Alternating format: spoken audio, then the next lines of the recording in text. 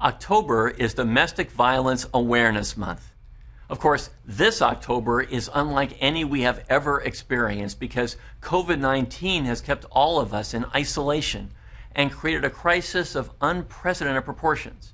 High unemployment, homelessness, financial uncertainty, these are all factors historically associated with rising rates of domestic violence.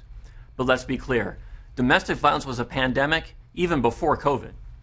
Domestic violence survivors have always lived in isolation and fear, but COVID has made these circumstances even more dire. With only essential businesses open, abusers have more opportunities to further isolate and control their victims. Since the start of the shelter-in-place order, my office has undertaken efforts to ensure that survivor outreach and support continue throughout the pandemic.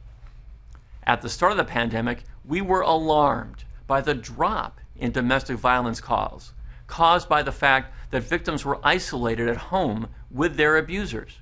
In response, we launched Behind Closed Doors, a campaign to link domestic violence survivors to vital services and support.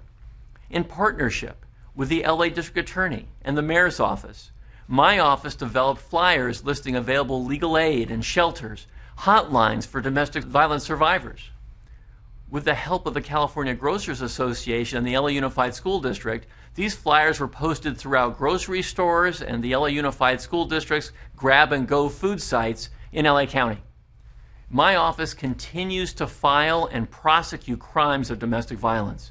We're seeking protective orders and offering victims emotional counseling, safety planning, and court support. But we can do even more. We've created a working group in my office centered on elevating victim rights and creating culturally inclusive and trauma-informed approaches to victim outreach. I'm also proud to announce that Governor Gavin Newsom just signed legislation sponsored by my office and authored by Senator Susan Rubio, expanding the definition of domestic violence to include coercive control.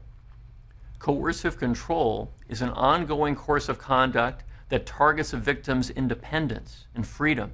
It goes beyond physical abuse and can take many forms, including intimidation, isolation from family and friends, constant monitoring and controlling of the victim's every move, even withholding basic necessities like money or food.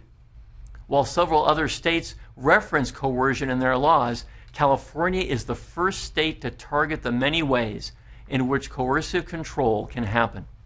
Victims in our state will now be able to testify in both family court and criminal court proceedings about these forms of coercive control. So the work continues, especially during these times of immense crisis. And our message is clear.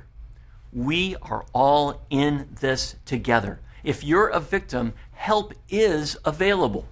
You can text or call 911. If you have a friend, a family member, or a neighbor whom you suspect might be a victim of domestic violence, reach out, engage with them, let them know they are not alone. I'm Mike Fewer, the Los Angeles City Attorney. Thanks for watching.